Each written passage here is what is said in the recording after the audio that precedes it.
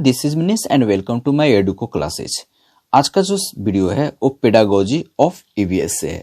ये practice session EVS pedagogy का first है। ये सीटेट के लिए काफ़ी इम्पॉर्टेंट है क्योंकि आने वाला एग्जाम जो है स्पेशली हर एक सेक्शन में 15-15 जो होते हैं पेडागोजी होता है और स्पेशल आपका 30 क्वेश्चन जो होते हैं पेडागोजी का होता है, इसलिए काफ़ी इंपॉर्टेंट हो जाता है। पेडागोजी पर आप कमांड कर लेते हो और प्रीवियस क्वेश्चंस को आप देख लेते हो और ज़्यादा इधर उधर नहीं भटकते हो तो आपका सीटेट अच्छे नंबर से आप क्रैक कर सकते हैं। इसलिए ये वीडियो काफ़ी इंपॉर्टेंट है। आपको ज़्यादा इधर उधर भटकने की ज़रूरत नहीं है। आप पेशेंसली आप दिमाग को शांत करके आप एक जगह पर तैयारी करो। मेरे वीडियो मेरे चैनल के साथ बने रहो और अपने दोस्तों के साथ शेयर करो, आपको काफ़ी बेनिफिट होगा। ठीक है, तो बिना डिले के इस वीडियो को स्टार्ट करते हैं। ठीक है, हेलो दोस्तों, आज का सेशन जो है ईवीएस पेडागोजी का मैं लेकर आया हूँ, इन्वायरमेंटल स्टडीज। इसमें मैं पेडागोजी जो पूछा जाता है ईवीएस में 30 क्वेश्चन में आपका 50-20 क्वेश्चन जो होते हैं पेडागोजी से रिलेटेड होता है, तो उसी को आज के सेशन में मैं डिस्कस करूंगा। तो पहले क्वेश्चन पे आते हैं। तो पहला क्वेश्चन जो है इसमें कह रहा है कि आपका, और ये भी मैं बता दूं, ये जो क्वेश्चन जो मैं डिस्कस कर रहा हूँ ये प्रीवियस ईयर का क्वेश्चन है। तो प्रीवियस ईयर का क्वेश्चन क्योंकि हमेशा रिपीट किए जाते हैं एग्जाम में, तो इसलिए काफ़ी इंपॉर्टेंट हो जाता है। इधर उधर ज़्यादा भटकने की ज़रूरत नहीं, ज़्यादा फालतू का अपना समय बर्बाद करने की जरूरत नहीं। प्रीवियस क्वेश्चन पर कमांड कर लीजिए, किस प्रकार से क्वेश्चन पूछे जाते हैं उस पैटर्न को आप समझ लीजिए, उसको डिस्कशन को देख लीजिए अच्छे से, तो आपको सीटेट अच्छे नंबर से आप क्रैक कर सकते हैं। तो आज का जो पेपर है वो 8 दिसंबर 2019 से लिया गया है। ठीक है, उसमें जो तो उसी को मैं डिस्कस करूंगा आज के पेपर में, तो आप देख लीजिए, अच्छे से देख लीजिए। ठीक है, तो पहला क्वेश्चन ये है कि एनसीएफ 2005 के अनुसार, है ना, एनसीएफ जो नेशनल करिकुलम फ्रेमवर्क होता है उसको यशपाल कमेटी ने इसको रिकमेंड किया था। ठीक है, तो उनके अनुसार मतलब एनसीएफ 2005 के अनुसार निम्नलिखित में से क्या प्राथमिक स्तर पर पर्यावरण अध्ययन शिक्षण का उद्देश्य नहीं होना चाहिए। तो इसमें कह रहा है कि प्राथमिक स्तर पर पर्यावरण अध्ययन शिक्षण मतलब टीचिंग का उद्देश्य नहीं होना चाहिए। ठीक है, तो इसमें हम देखते हैं ऑप्शन से, पहला ऑप्शन देखते हैं कि विशेषता यानी स्पेशली जो है पर्टिकुलरली प्राकृतिक पर्यावरण के प्रति बच्चे की जिज्ञासा एवं सृजनात्मक को बढ़ावा देना। तो इसमें यहाँ नहीं है, तो यानी ये आपका होगा, यानी ये आपका होगा, इसलिए आपका ये आंसर नहीं होगा इसमें। अवलोकन मीन्स ऑब्जर्वेशन, वर्गीकरण मीन्स क्लासिफिकेशन और निष्कर्ष मीन्स इंटरफेरेंस निकालने आदि प्रक्रिया के माध्यम से बुनियादी संज्ञानात्मक और गत्यात्मक कौशल प्राप्त करने के लिए खोजबीन से जुड़ी और हाथों से करने वाले कार्यों में बच्चों को इंक्लूड इंगेज करना है। बिल्कुल ये भी सही है ऑप्शन। ठीक है, नेक्स्ट जो है आपका प्राकृतिक, सांस्कृतिक और सामाजिक पर्यावरण के बीच संबंधों को पहचान समझने में बच्चों को प्रशिक्षित करना, ये भी सही है। ठीक है, अब देखते हैं लास्ट, पर्यावरणीय समझ के द्वारा बच्चों में सटीक संख्यात्मक कौशल का विकास करना। ठीक है, तो आपको क्या लगता है यहाँ पर आंसर जो होनी चाहिए, आंसर 4, यानी ये इसका कोई जरूरत ही नहीं है।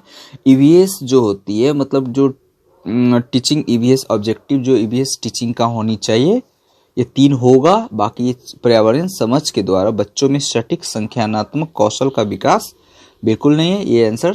तो नेक्स्ट क्वेश्चन पे आते हैं, इसमें डिस्कस करते हैं। क्वेश्चन है कि पर्यावरण अध्ययन कक्षा 3 से कक्षा 5 के लिए एक विषय क्षेत्र है, मतलब इसका जो एरिया है पर्यावरण अध्ययन का कक्षा 3 से कक्षा 5 के लिए क्या सम्मिलित या संकलित करता है। तो इसमें से 3 गलत है और 1 सही है। तो पहला देखते हैं, विज्ञान की अवधारणाओं और मुद्दों को, बिल्कुल गलत है, ये नहीं होगा क्योंकि विज्ञान की अवधारणाओं और मुद्दों में पर्यावरण नहीं आ सकता है। नेक्स्ट दूसरा, पर्यावरण शिक्षा, सामाजिक अध्ययन और विज्ञान की अवधारणाओं और मुद्दा, ये सही है क्योंकि इसमें पर्यावरण शिक्षा, पहला ऑप्शन था विज्ञान की अवधारणाओं और मुद्दा सिर्फ था, लेकिन इसमें क्या था पर्यावरण अध्ययन जो क्लास 3 से लेकर 5 तक के बच्चों को पर्यावरण का शिक्षा भी देना है। सामाजिक अध्ययन के बारे में बताना है और विज्ञान की अवधारणा और मुद्दों को भी बताना है, उसका एरिया आ जाता है। थर्ड देखते हैं, विज्ञान और सामाजिक विज्ञान की अवधारणा और मुद्दों को, गलत है।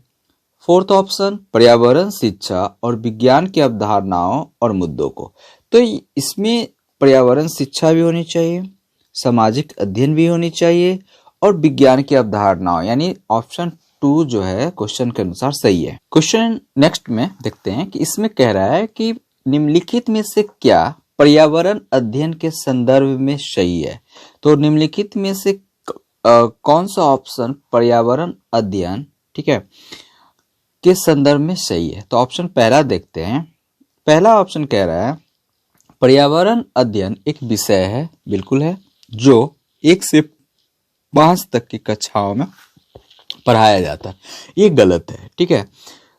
नेक्स्ट ऑप्शन 2 को देखते हैं। कक्षा 1 से कक्षा 2 के लिए भाषा और गणित के माध्यम से, भाषा लैंग्वेज और मैथमेटिक्स के माध्यम से पर्यावरण अध्ययन पढ़ाया जाता है, ये सही है।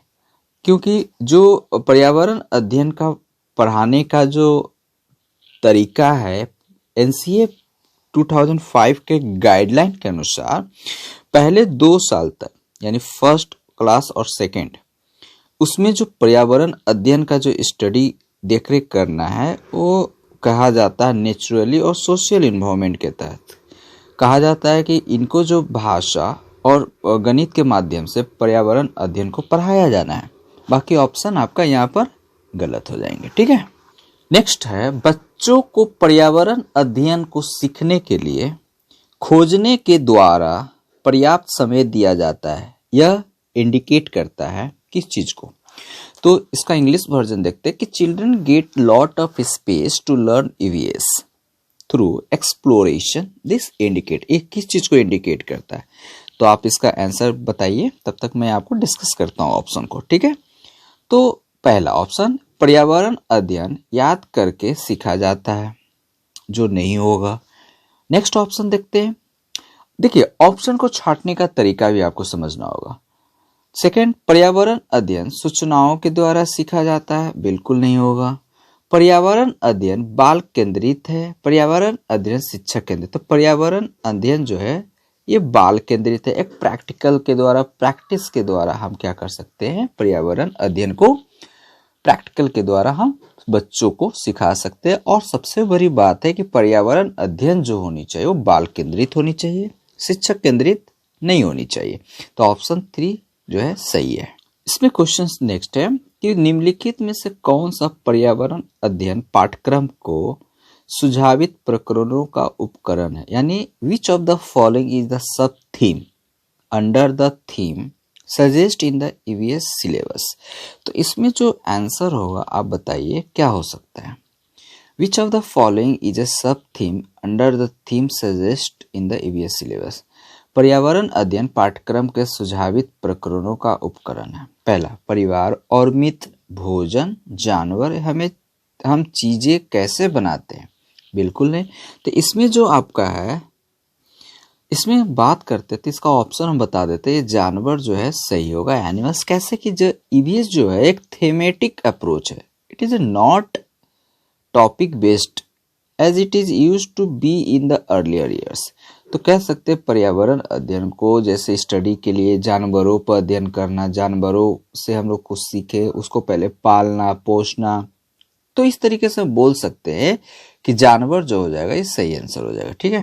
इसमें कह रहा है कि निम्नलिखित में से क्या पर्यावरण अध्ययन के शिक्षक के लिए गतिविधियों में शामिल है, मतलब डिजायरेबल प्रैक्टिस, मतलब ईवीएस टीचर्स के लिए इन ऑप्शन में से क्या जरूरी है, वो कौन सी प्रैक्टिस है जो टीचर्स को करना चाहिए। तो पहला ऑप्शन देखते हैं, विभिन्न कक्षाओं, यानी जो अलग अलग जो क्लासेस होते हैं कि बहुसांस्कृतिक क्षेत्रों को संबोधित करना, ये सही है। पहला ऑप्शन देख लेते हैं। पर्यावरण अध्ययन की अवधारणाओं से संबंधित महत्वपूर्ण सूचनाओं को बच्चों को देने के लिए प्रेरित करना, बिल्कुल गलत है। बच्चों को ऐसा कुछ भी प्रेरित नहीं करना है, तो यह गलत हो गया। पर्यावरण अध्ययन के 6 प्रकरणों का रेखीय आयोजन करना, यानी linear arrangement of 6 themes of EVS, ये भी गलत है। ऑप्शन 4 केवल पाठ्य पुस्तक पर ही आश्रित रह जाना, ये भी गलत है। यानी फर्स्ट ऑप्शन सही है।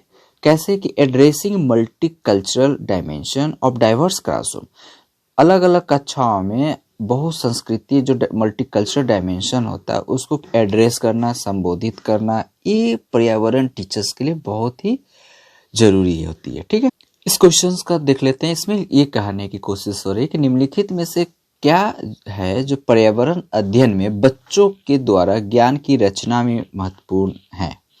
इन्हें कह रहा है कि which of the following is are important is constructing knowledge in EVS by the children.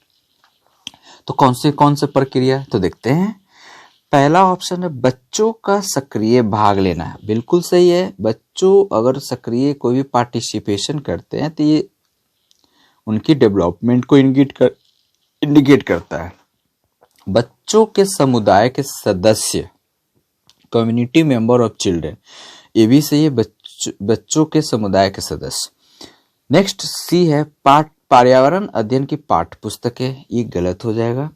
पर्यावरण अध्ययन की पाठ्य पुस्तकें में दी गई व्याख्या और परिभाषा को इम्प्लीमेंट करना, ये सारे जो होते हैं बच्चे के द्वारा उनके नॉलेज को कंस्ट्रक्ट करेगा, उनकी नॉलेज को बिल्डअप करने में हेल्प करेगा। यानी ABC सही हो जाएगा, ऑप्शन ए फर्स्ट। ओके, इस क्वेश्चन को देखते हैं। इस क्वेश्चन में ये कह रहा है कि बच्चों को पर्यावरण अध्ययन सीखने में प्रभावशाली तरीके से जोड़ा जा सकता है। यानी children can be effectively engaged in EVS learning through. पहला देखते हैं नैरेटिव, दूसरा स्टोरी, तीसरा शिक्षक के द्वारा अवधारणाओं की प्रभावशाली व्याख्या, चौथा शिक्षक के द्वारा अवधारणाओं का प्रभावशाली प्रदर्शन और व्याख्या। तो इसका ऑप्शन जो हो जाएगा आपका, देख लेते ACD, AB, CD या फिर ABC। तो इसका सही आंसर होगा A और B, क्योंकि A और B जो है children can be effectively engaged in EVS learning through narrative, यानी वृत्तांत के थ्रू और कहानियां के थ्रू बच्चे ज़्यादा फैसिनेट होती है, आकर्षित होते हैं और उनकी जो माइंड होती है काफ़ी तेजी से चलेगी और सुनने में इंटरेस्ट लेता है। क्वेश्चन 79 मीन्स नेक्स्ट क्वेश्चन की बात करते हैं। पर्यावरण अध्ययन के जो शिक्षक होते हैं, शिक्षक के द्वारा बच्चों को जानवरों का अवलोकन और उनका चित्र बनाने का प्रेरित करने का उद्देश्य क्या होता है। यानी बच्चों को बोलते हैं कि चित्र बनाना है, जानवरों को अवलोकन करना है, ठीक है, उनका चित्र बनाना है। तो आखिर इसके पीछे ऑब्जेक्टिव क्या होता है टीचर्स का, इन्वायरमेंटल स्टडी टीचर्स की ऑब्जेक्टिव क्या होता है। तो ऑप्शन देखते हैं। बच्चों में सृजनात्मक का विकास करना, बच्चों में अवलोकन और रचना कौशल का विकास करना, बच्चों में सौंदर्यगत संवेदना का विकास करना, मतलब development aesthetic sense of children. तो ऑप्शन ABC यहाँ पर तीनों सही है। यानी ईवीएस टीचर्स का जो रोल हो जाता है यहाँ पर, उनमें क्रिएटिविटी जो होती है उसको डेवलप करना बच्चों के अंदर। Develop observation and design skill of children, ये भी सही है। डेवलप एस्थेटिक सेंस, मतलब सौंदर्यगत संवेदना का विकास करना। यानी ये तीनों सही है, और ये तीनों जब सही है तो ऑप्शन ABC हो जाएगा, यानी 4 नंबर। ठीक है, इस क्वेश्चन को देखते हैं। पर्यावरण अध्ययन में शिल्प कला और चित्रकला को समूह में करके सीखने पर बल दिया जाता है, आखिर क्यों, ऐसा क्या है। In EVS learning of crafts and arts while working in groups is encouraged because, ऐसा क्यों होता है। तो इसको देख लेते हैं हम। तो इसमें जनरली जो होता है, पहला ऑप्शन से देखते हैं। कक्षा की अनुशासनहीनता को रोकने के लिए समूह में सीखना शिक्षक के लिए एक आसान और बहुत प्रभावशाली युक्ति है। बिल्कुल ही गलत है ये। ऐसा कोई भी ये नहीं होता है कि इससे अनुशासन हीनता को रोका जा सके। समूह में सीखना सहपाठी द्वारा सीखने को प्रोत्साहित करता है, बिल्कुल सही है ये। यानी ग्रुप लर्निंग जो होता है प्रमोट करता है ग्रुप लर्निंग को, पीयर लर्निंग को प्रोत्साहित करता है। समूह में सीखना कक्षा में सामाजिक अंतःक्रिया को बेहतर करता है, यानी group learning improve social interaction, बिल्कुल सही है ये। डी देखते हैं, समूह में सीखना पर्यावरण अध्ययन के पाठ्यक्रम को समय पर पूरा करने को सहायता करता है। बिल्कुल गलत है। ग्रुप लर्निंग जो है help in complete the syllabus of EVS in time, बिल्कुल गलत है। यानी ऑप्शन बी और सी सही है। तो देख लेते हैं इसमें कौन सा बी और सी है, तो 3, और 3 नंबर जो है सही है, यानी 3 सही हो जाएगा। इस क्वेश्चन में देखते हैं कि निम्नलिखित में से क्या है जो पर्यावरण अध्ययन को सीखने को सबसे प्रभावशाली संसाधन के रूप में जाना जाता है, यानी विच of the following is the most effective resources for EVS learning. तो ऑप्शन देखते हैं, परिवार के सदस्य, बिल्कुल सही है। समुदाय के सदस्य, जिसको मेंबर ऑफ द कम्युनिटी कहते हैं, बिल्कुल सही है। न्यूज़पेपर, सही है। क्लासरूम, बिल्कुल गलत है।